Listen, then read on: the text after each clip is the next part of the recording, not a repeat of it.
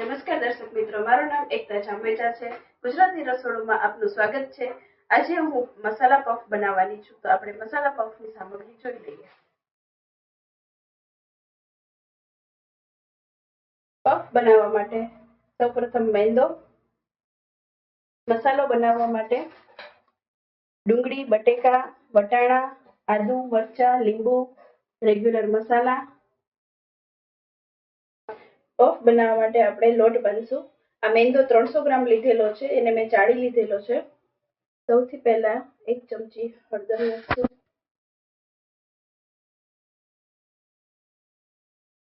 1 થી 1.5 ચમચી નમક નાખશું. પછી આ ઘી છે, ઘીને ગરમ કરીને મોણ માટે નાખવાનું છે. 1.5 ચમચી જેટલું ઘી નાખશું આપણે.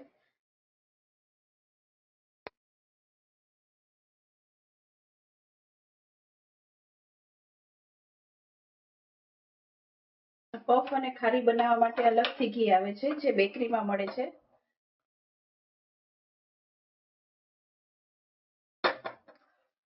ઘી એકદમ ઓગાળીને જ લેવાનું છે.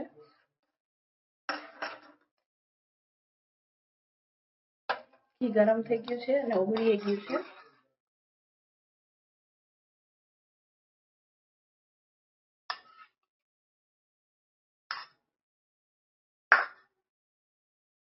પફનો લોટ બાંધવા માટે એકદમ ઠંડુ પાણી લેવાનું છે.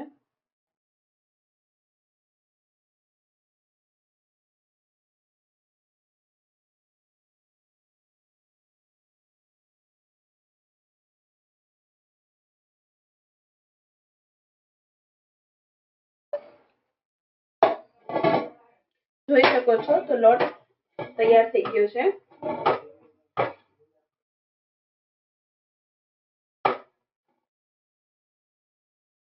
2-3 મિનિટ આને મસળવાનો છે.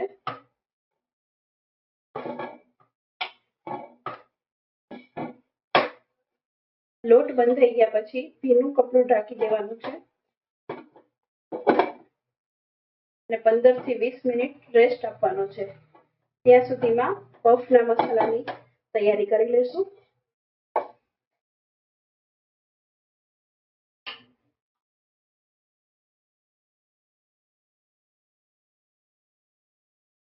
પફનો મસાલો બનાવવા માટે બટેકા, ડુંગળી, વટાણા, આદુ, મરચા, લીંબુ. બટેકા અને વટાણાને આપણે બાફવા મૂકીશું. 3 બટેકા લીધેલા છે મીડિયમ સાઈઝના.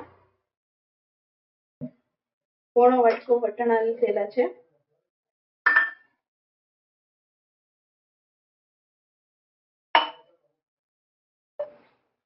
વટાણા અને બટેકા બાફવા માટે મૂકશું. એમાં અડધી ચમચી નમક નાખીશું.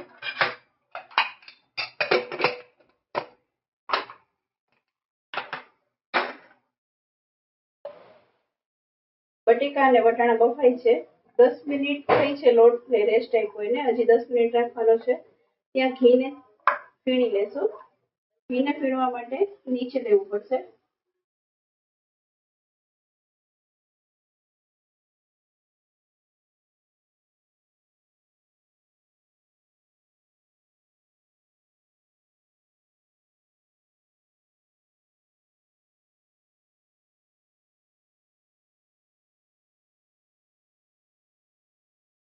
ઘીને મસળવું જરૂરી છે. તમે જોઈ શકો છો આપણે લીધું ત્યારે કડક હતું, હવે ઢીલું થતું જાય છે. ઘી ફીણાઈ ગયું છે, એકદમ ઢીલું થઈ ગયું છે. જોઈ શકો છો એકદમ ઢીલું થઈ ગયું છે. આપણે પાછું એને લઈ લેશું સાઈડમાં. અને લોટને રેસ્ટ આપ્યો એને પણ 15-20 મિનિટ જેવું થઈ ગયું છે. તો હવે વણી લઈશું આપણે. લોટને આપણે જે રેસ્ટ આપવા માટે 20 મિનિટ કીધું હતું, તો 20 મિનિટ થઈ ગઈ છે. જોઈ શકો છો એકદમ સોફ્ટ છે.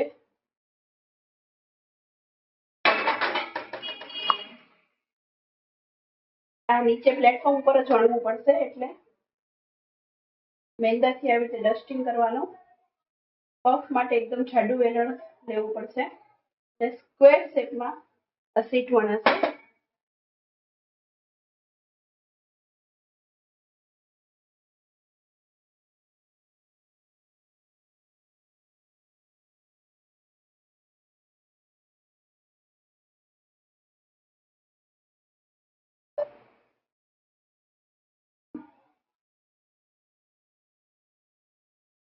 પફ માટેની સીટ વણાઈ ગઈ છે.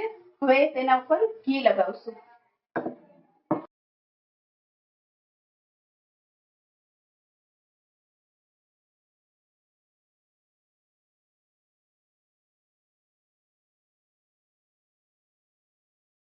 આ રીતે આખી સીટમાં પ્રોપર ઘી લગાવવાનું છે.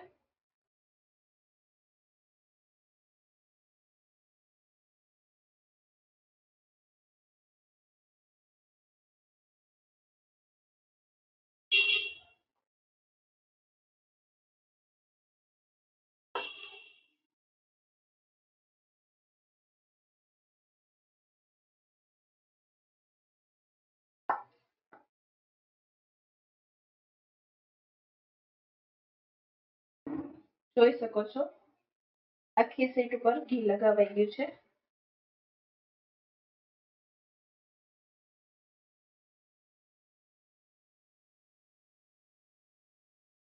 હવે એને ફોલ્ડ આપશું.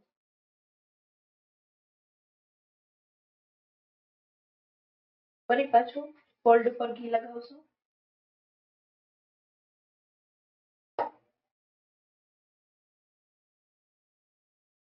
આ 150 ગ્રામ ઘી છે.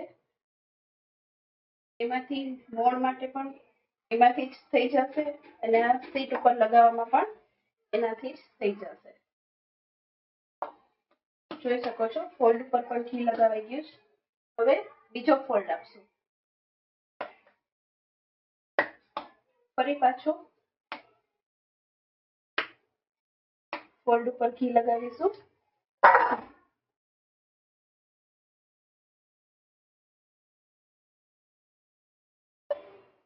જોઈ શકો છો આ ફોલ્ડ ઉપર પણ ઘી લગાવાઈ ગયું છે. ફરી પાછું ફોલ્ડ આપશું એક.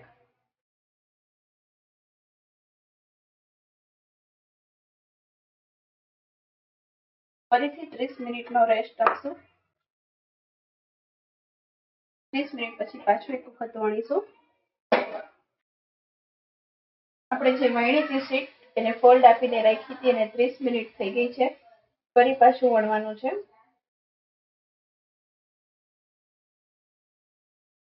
ફરીથી લોટ આવી રીતે છાંટવાનો રહેશે.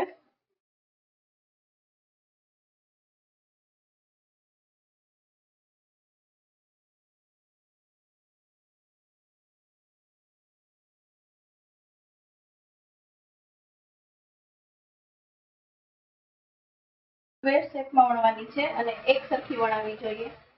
વેલણ આજુબાજુમાંથી નીચે ઉતરવું ના જોઈએ. વેલણ નીચે ઉતરી જશે તો પ્રોપર ફૂલશે નહીં.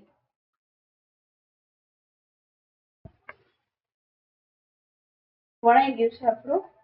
ફરીથી બુક ફોલ્ડ કરશું.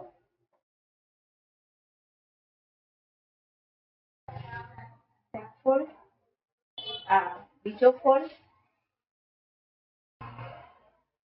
ફરીથી ફોલ્ડ. ફરીથી ફોલ્ડ આપી અને આવી રીતે રાખી દઈશું. ફરીથી 30 મિનિટનો રેસ્ટ આપવાનો છે. હવે આપણે પફના મસાલાનો વઘાર કરી લઈશું.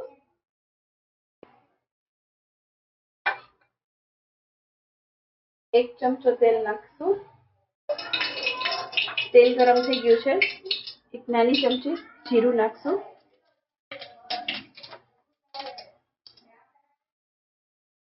2-3 પાંદડા લીમડાના નાખશું.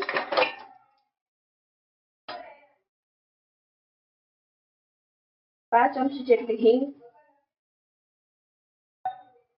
અડધી ચમચી હળદર. મેં આ પ્રપન્નાની હળદર યુઝ કરેલી છે.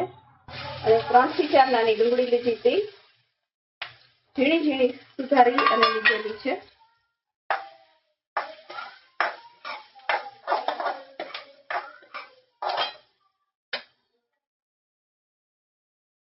પાંચ ચમચી જેટલું નિમક નાખશું.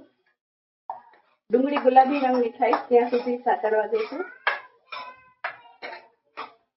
જોઈ શકો છો ડુંગળી છે એ આછા ગુલાબી રંગની થઈ ગઈ છે. હવે એમાં આદુ મરચાં નાખીશું.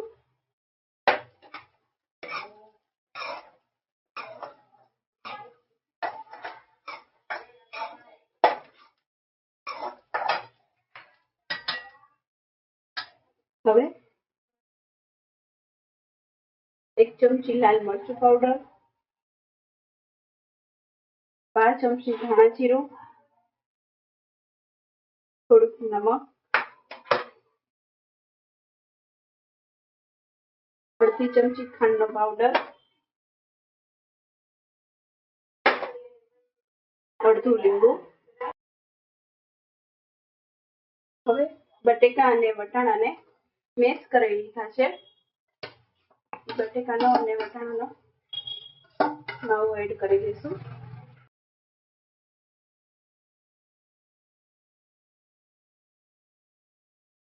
છેલ્લે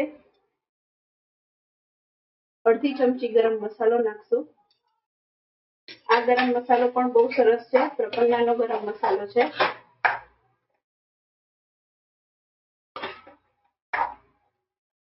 જોઈ શકો છો માવો એકદમ કોરો હોવો જોઈએ, તેલ એમાં વધારે પડતું ના હોવું જોઈએ.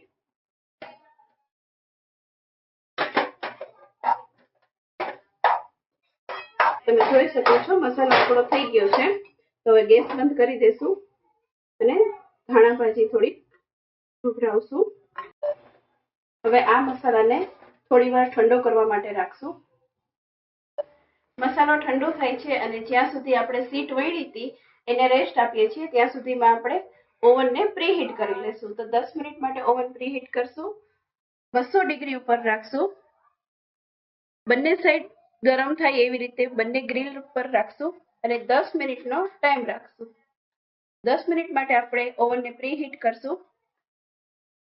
30 મિનિટ થઈ ગઈ છે આપણે.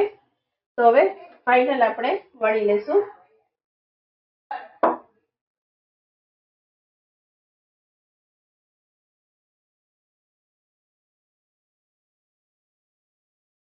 સીટ વણાવવા આવી છે, જોઈ શકો છો સ્ક્વેર શેપમાં કરવાની છે.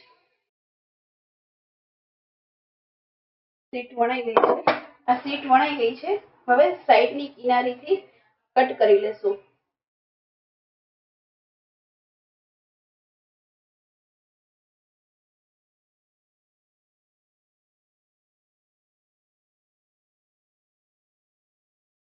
હવે પફ માટે કટ કરીશું.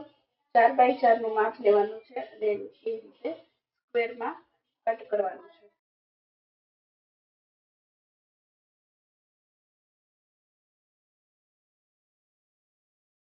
એક થી 1.5 ચમચી જેટલો મસાલો ભરશું. સાઈડની કિનારી પર દૂધ લગાવશું અને આવી રીતે ફોલ્ડ કરી દઈશું.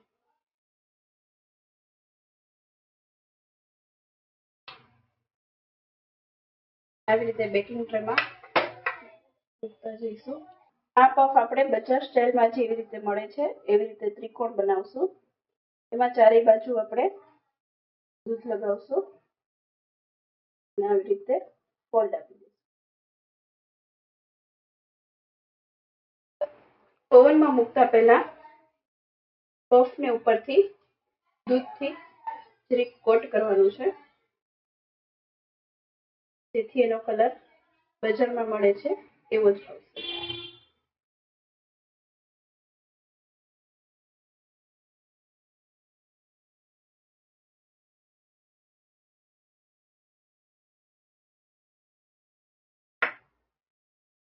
જોઈ શકો છો કે આપણે ઉપર દૂધથી કોટિંગ કરી લીધું છે. તો આપણે હવે ઓવનમાં મૂકશું. તો ઓવન આપણું પ્રીહીટ થઈ ગયું છે. તો હવે આપણે ઓવનમાં પફને બેક કરવા મૂકીશું.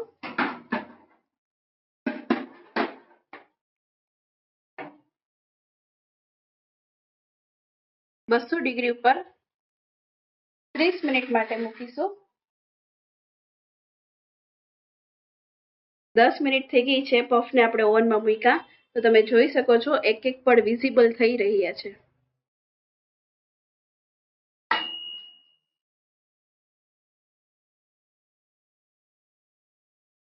પફને 30 મિનિટ થઈ ગઈ છે. હવે આપણે ઓવનમાંથી કાઢી લઈશું. જોઈ શકો છો તમે કે કેટલા સરસ ફૂલીને બજાર જેવા થયા છે. તો તમે જોઈ શકો છો એકદમ બજાર જેવા જ ક્રિસ્પી અને ક્રન્ચી પફ તૈયાર છે. જો તમે આ વિડીયો ફેસબુક પર જોઈ રહ્યા હો તો ગુજરાતી રસોડુંનું પેજ ફોલો કરો અને લાઈક કરો, અને યુટ્યુબ પર આ વિડીયો જોઈ રહ્યા હો તો તેમની ચેનલને લાઈક કરો, શેર કરો અને સબસ્ક્રાઇબ કરો. Thank you.